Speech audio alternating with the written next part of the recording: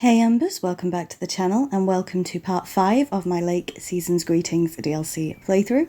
So we are starting off on Monday, the 30th of December, and here we go. So there's not much left of this playthrough now, this DLC, and I'm really sad to say goodbye to Providence Oaks next week, but we may be back one day. So for now, let's talk to Walter Morgan.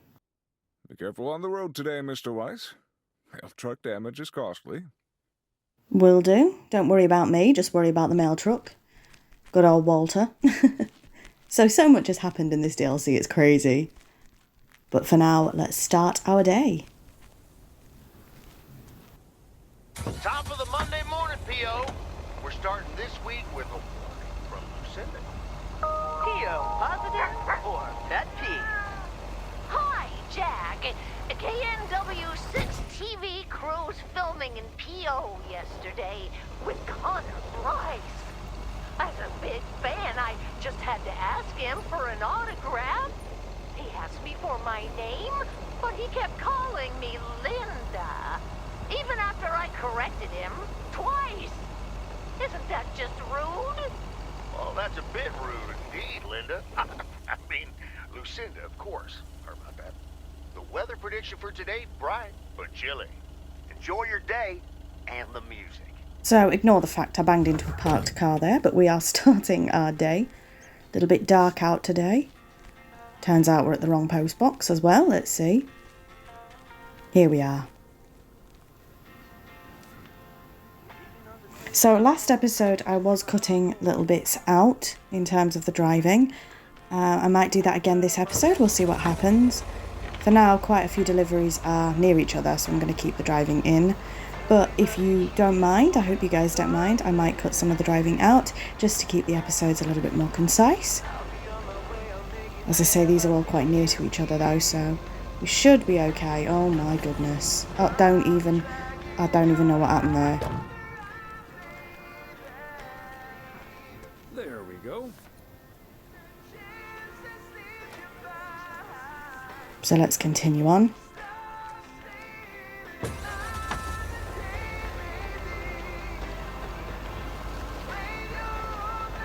And as I say, a few of these are quite close to each other, so I'm going to keep them in for now. But hopefully you are continuing to enjoy this playthrough. I can't believe this is the penultimate episode. Next week will be the finale. So quite short and sweet, I would say. A belated Christmas gift? Maybe. And hopefully getting us all in the Christmas spirit if you do celebrate. Just the holiday spirit in general. Nobody's home.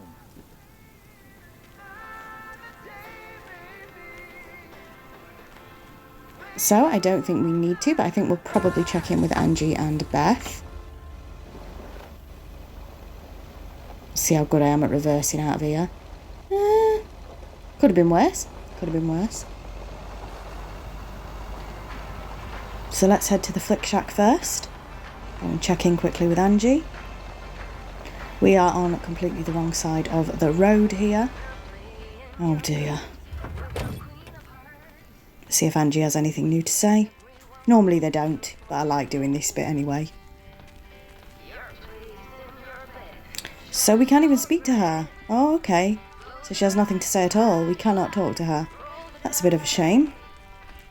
And again, there is another massive glitch or bug in this episode, which you'll see as we get there. A little bit frustrating, because obviously I did pay full price for the DLC on the PlayStation 5. Some of the bugs are just not good. Really, really not good. So let's go check in with Beth. Well, Beth isn't here either. So we're having a little look round for her, but Beth doesn't seem to be here. Fancy leaving your store open when you're not in it though? It's a bit dangerous, is it not, Beth? But no, it turns out she's not here at all, so... Anyway, let's move on. May as well go and see Nancy at the general store as well, I think. It's not going well, is it? Just checking where all our deliveries are today. They seem to be fairly spaced out.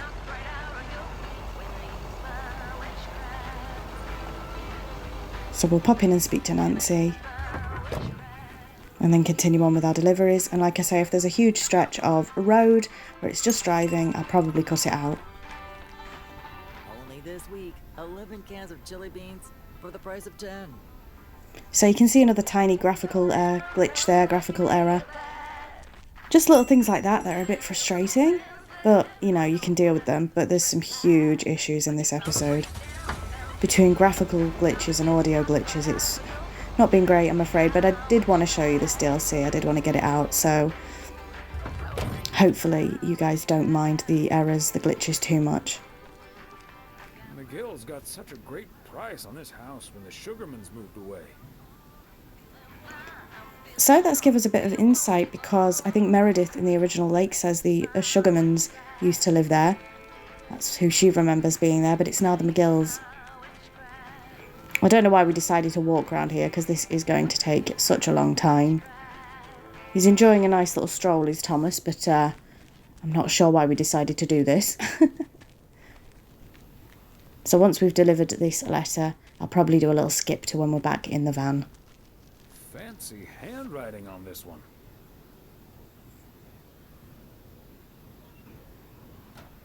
Okay, so I'm going to do a bit of a skip now, and I will get back to you when we're at our next destination. Okay, so we actually have a parcel or a letter for Bert, who is not here at the moment. You don't see him in this DLC because he has gone away for Christmas. And the news van is also here, so I'm guessing something interesting is going to happen. But yes, we don't see Bert in this DLC. We did see him, of course, in the original game. Okay, are we rolling? We're rolling. We're rolling. Okay, let's get this in one. I'm freezing my ass off. When Chekhov saw the long winter, he saw a winter bleak and dark and bereft of hope. Yet we know that winter is just another step in the cycle of life. In the summer months, this lake is bustling with activity. As the local fishermen cast their rods, the tourists plunk down hard-earned cash to rent a boat and spend a delightful sun-soaked day on the water. Not so during this particularly harsh winter, however. Now the watery heart of Providence Oaks finds itself completely frozen over. No, that won't do as an analogy, because now we're sort of implying that residents have grown cold-hearted during the winter. Doesn't work, doesn't scan. Yeah, and what was with that Chekhov stuff? I don't get it. Chekhov? Like from Star Trek? All right. Let's try something else. Hey, wait a minute, Mr. Postman. How's it going? Hi, Mr. Price. Did you enjoy the movie last night? Hey, listen, how about I ask you a couple of questions on camera? Just simple stuff about the town. Sure, I'd be happy to. Great. Just move over here. Are we both in the shot? Yeah, that's fine. This'll be great. The lake as a backdrop. Perfect. Let's go. All right. This is... His name is Thomas Weiss. I knew that. Thomas and I go way back. As the local mailman for truly countless years, Thomas Weiss knows Providence Oaks like he knows the back of his own hand. So, Mr. Weiss, how would you characterize this small, cold town and its warm inhabitants? That's easy, Connor. In the eons I've been the local mailman, I've learned one thing. Providence Oaks cannot be summed up in a single soundbite. But one thing's for certain. Anyone who's ever seen the views from atop the mighty watchtower knows. This is the most beautiful place imaginable. And wherever you are, or whatever you face, here, A goodbye never has to be a farewell. And cut. Ah, that's so sweet, Thomas Weiss. Completely unusable, but sweet. I know I've got goosebumps. Yeah, that went well, kind of. Now, let's scout out the establishing shots at the far end of the pier. Let's go, Connor. Aye, aye, Captain. Gabe, you can take 5. My advice would be to take those 5 in the van, to reduce the risk of any further ass freezing off incidents. Noted. Thanks, Ilsa. Well, that went well. I thought that was quite a sweet little segment-ish. I mean, let's not talk about Connor. Let's go see if they have anything else to say. Yeah, my man. Nice little interview back there. Let's hurry this up, okay, Ilsa?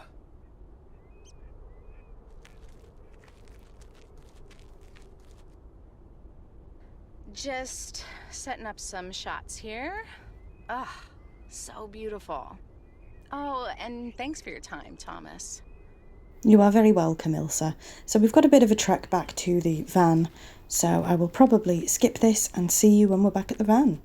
If we don't get stopped by someone, that is. And I absolutely forgot we came here because we had a letter to deliver, so let's do that. Another satisfied customer.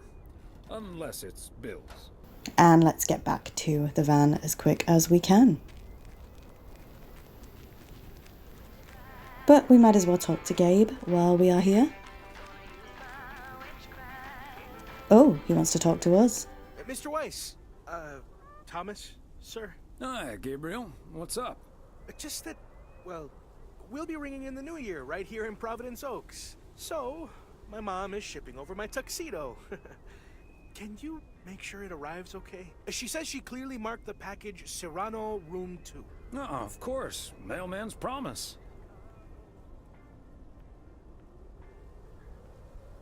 So, how did you and Ilsa like the movie? Oh man, it was beautiful. Heavy stuff though. At the end, Ilsa totally had tears in her eyes. And, well, so did I. There is something else I wanted to ask you about. I guess I'm curious. How did you, like, woo your wife? It's pretty simple and cliched. She's my high school sweetheart. I took her to the fairy tale dance. We snuck off to smooch under the bleachers. And the rest is ancient history. But I'm guessing that doesn't help you with what you really want to know.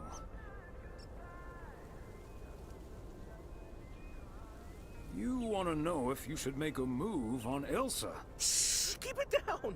Don't mention her name. But yeah, terrible at that kind of stuff.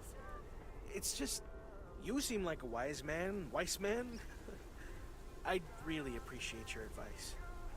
Well, okay then. My advice is to think about how things felt last night. Let that guide your decision. It might sound corny, but you can't go wrong following your heart. Wow. And is that your definitive judgment? Absolutely. That's the best I can do. All done. Hey, what are you two schmoozing about? Oh, we were discussing the delivery of Gabriel's New Year's Eve attire. Excellent. Now start the engine, Gabriel. We're rolling out pronto. Man alive, it's cold today. On it, Mr. Price. Thanks, Thomas. You've been a huge help. So, take good care of that tux, yeah? Will do. Bye, folks. Oh, how sweet. So I'm going to cut again and I will see you when we're at our next delivery location. So here we are at Moe's Diner. We do have a parcel to deliver here. And this is where problems occur. So we're going to go and attempt to deliver this parcel to Moe's. Looks like it's actually Kay working today. And Beth is also there. Hey there, Thomas. But we are unable to deliver the parcel at all. We can't deliver the parcel. So, yeah, that's a little bit frustrating. It's almost game breaking, that really, that we can't deliver the parcel. So I think what we do is we leave it for now. I've literally cut out sort of 5-6 minutes of me saving the game, trying to figure it out, and I just could not deliver that parcel at all. So we're going to continue on with our deliveries elsewhere. So I will get back to you when we're at our next destination, and then I will show you what we end up doing, because obviously we cannot end the day until we deliver that parcel. So I'll get back to you when we're at our next place, like I say, and then we will figure that out a little bit later on in the episode. So we're back and we are at our next destination, just ignore that. And it looks like it's Mildred's. Have we seen Mildred this playthrough? I'm sure we have. But I have to try and get this parcel back into the van, and I have managed to do it.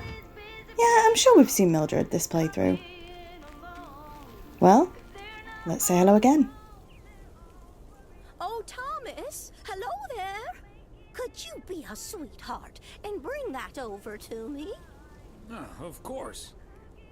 Oh, careful now. Robert cleared most of the snow, but it's still a bit slippery. Thank you so much. If only I still had the balance and agility of my feline friends.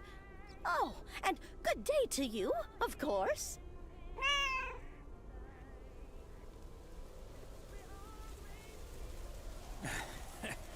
Good day to you too, Mildred. And Genevieve. Thomas, honestly, this isn't Genevieve. It's Mortimer. They look nothing alike. Isn't that right, Mortimer? Oh, pardon me. I can't quite keep track of all your cats. Well, I do have a lot of them. But not quite as many as there are streets in Providence Oaks. And you can keep those apart. So, what do you have for me today, Thomas? Just a letter. Let's see.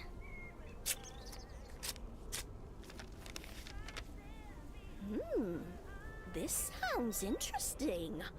Apparently, I need to make a few copies of this letter, and if you send this letter along with $5 to the first 6 people on this list, your name will be added to the bottom. Soon enough, your name will rise to the top.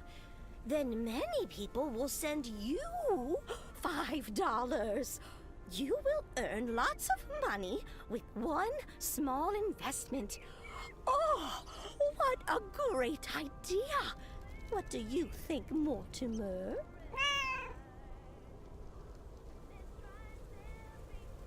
Mildred, that's a classic chain letter scam. Don't fall for it. No one ever got rich off of one of those. Well, except for the post office. Are you sure, Thomas? They make it sound so easy. Trust me on this, Mildred. If you've seen one pyramid scheme, you've seen them all. $30 is quite a bit of money. I'll think about it. You do that, Mildred. See you at Moe's tomorrow night? Probably. Bye, dear. Oh, bless Mildred. So that is the dangers of scams through the mail. And we're just checking if any of her cats are out, and they're not. So I'm sort of glad that this game addressed that. But it's a shame that they're even a thing in the first place, unfortunately. So once again, I am going to get to my next destination, and I will see you there. So unfortunately, our final destination is Moe's.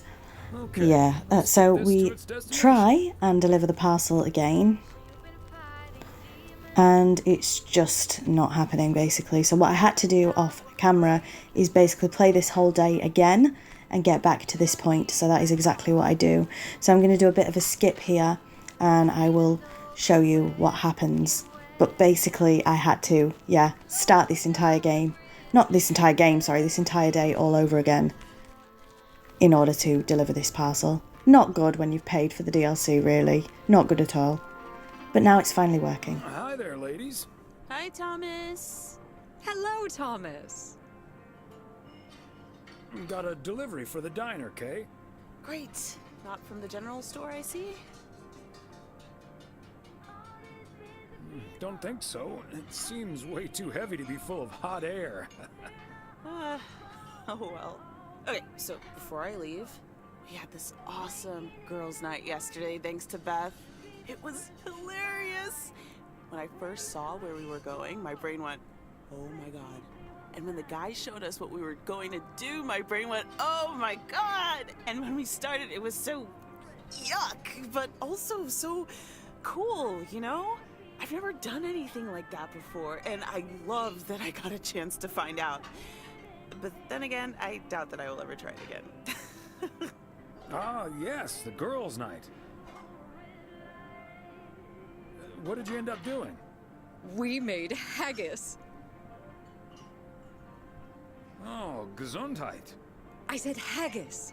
It's a Scottish dish made from a sheep's liver, lungs, heart, and suet, all stuffed into a sheep's stomach. It's this fascinating traditional gourmet staple stemming from the 15th century, would you believe? Poems have been written about it. Meat on top of meat? Sign me up. I have some leftover from last night, if you're interested. It was so gross. I'll have nightmares about zombie sheep for weeks. Bleh. Okay, hate to leave you two, but I really have to sort out this delivery ASAP. Maureen will go bananas. Talk soon. Thanks again for the great evening, Beth. Bye. Bye, Kay. Well, now, I really should get back to the grind as well. Those New Year's price reductions aren't going to fix themselves.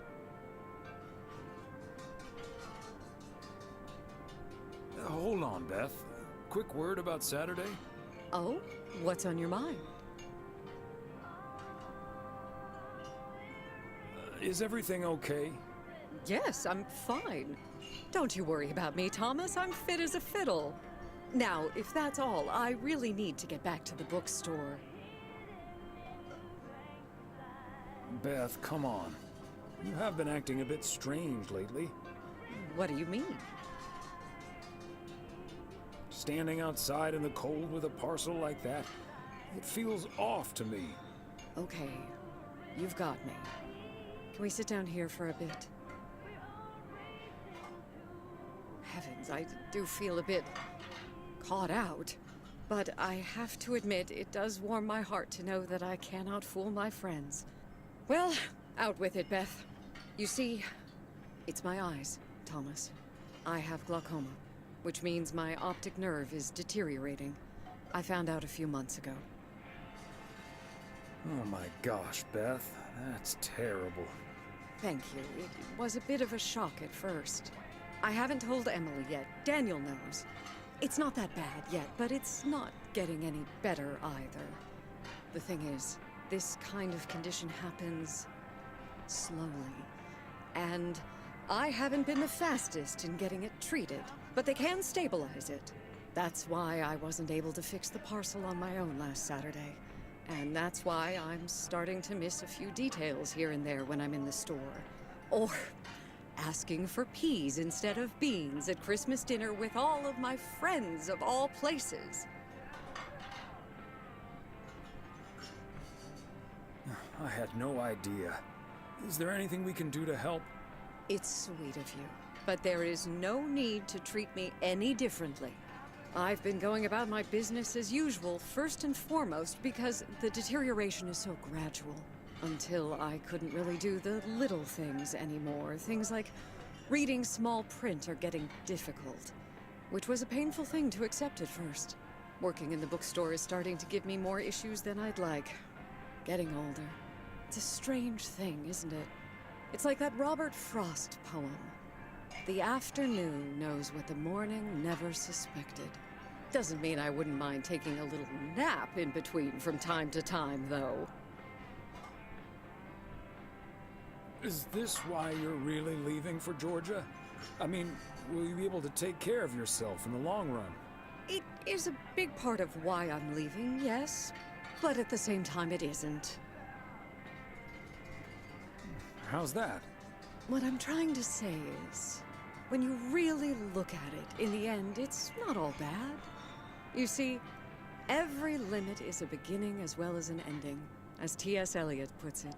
For me, there's really no use dwelling too much on that limit. I can't change it anymore at this point anyway. But I do have a choice in how to deal with it. Plus, Georgia has a lot to offer: museums, social clubs, and most importantly, my family. If you look at it like that, getting older may still feel like a cursed time, surely, but I also see each new year as a gift. An opportunity to start new adventures, explore, and have more fun.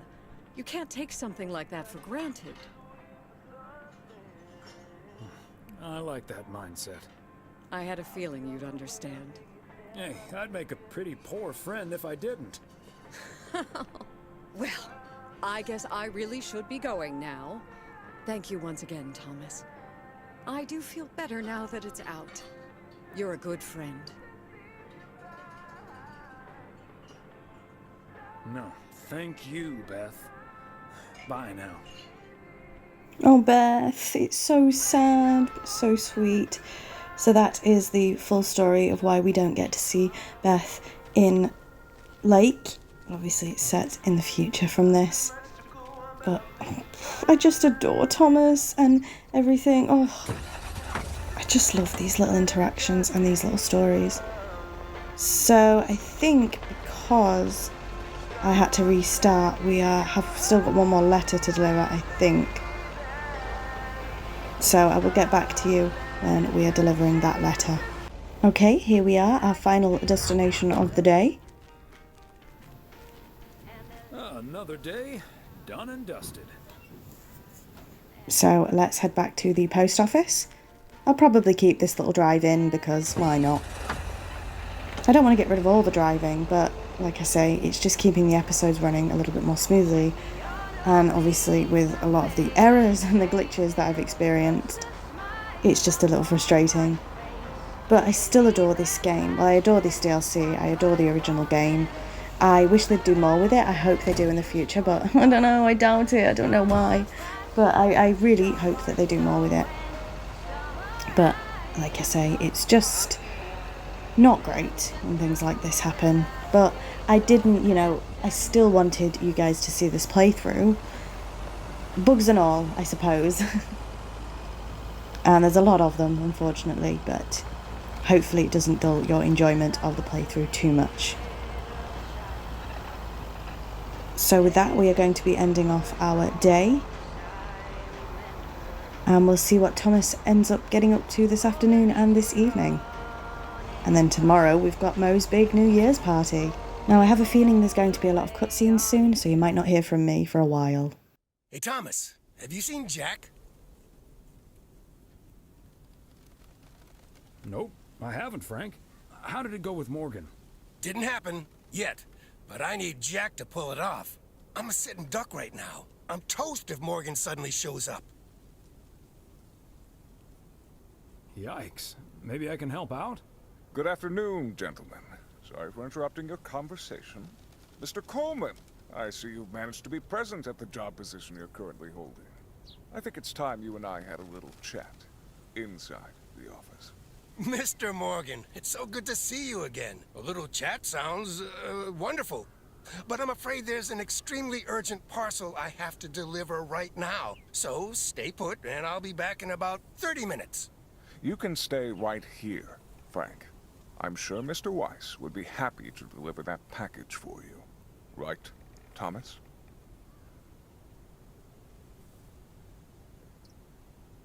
I've got a better idea. Let's just go to Moe's, have a few beers, and talk it all over like adults. Excuse me, sir? Hi. Hello. I heard you were looking for a guy in a light blue shirt with a mustache to purchase illegal fireworks in the parking lot of the post office? Well, you found him. Illegal fireworks? Who do you think I am? Sir, you don't have to keep your guard up. Frank and Thomas here both know me very well, and I'm sure they won't tell a soul about what you're doing right now. So, what will it be? I've got rockets, Roman candles, fountains, sparklers. I even have barrages that'll give you a fireworks extravaganza that you won't ever forget. I think there must be a misunderstanding here. Please, don't put Mr. Morgan in this position. If people walk by and see this, they might snitch on him and get him into trouble. He could even lose his job over this. Yeah, why don't you go inside so you can do your dealings without all these prying eyes around? I'll tell you what will happen now. I'm going to get in my car, start the engine, drive home, and pretend I did not just spend 3 days in Providence Oaks for absolutely nothing. Sir, if you take a left at the deer statue, you'll eventually pass my barn, and I can fill your trunk there in just 1 minute. Do you have cash on hand?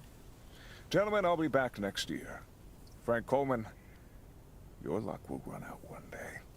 I wouldn't bet on it. Tally-ho, Morgan. Great job, fellas. Morgan will be cursing all the way home. If you can't stand the heat, stay out of the kitchen. Thanks, guys. I owe you one. So funny. I just love how much everyone looks out for each other. It's so lovely.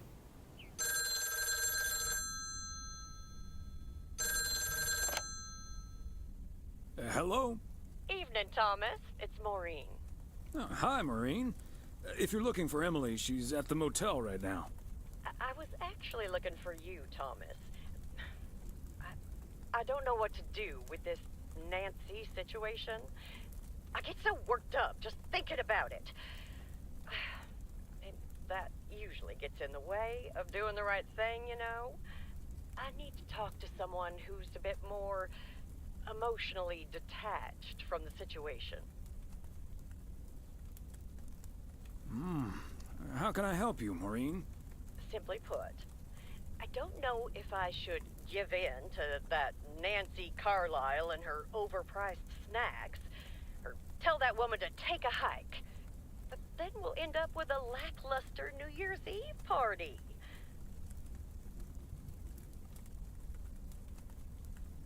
A party is about having a good time with people you like. Who cares if the snacks aren't great? That's what I'd like to think as well.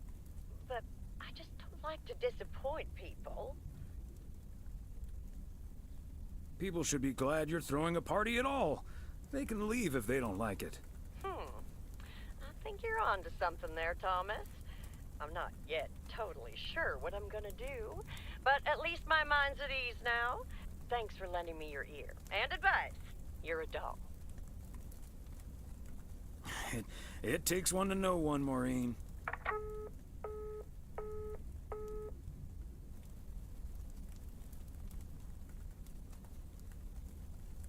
The 26th President of the United States, Teddy Roosevelt, regularly staged boxing matches in the White House and took on anyone he could, including professional boxers. In 1888, a pigeon fancier and a beekeeper challenged each other's creatures to a 3.5-mile race organized in Germany.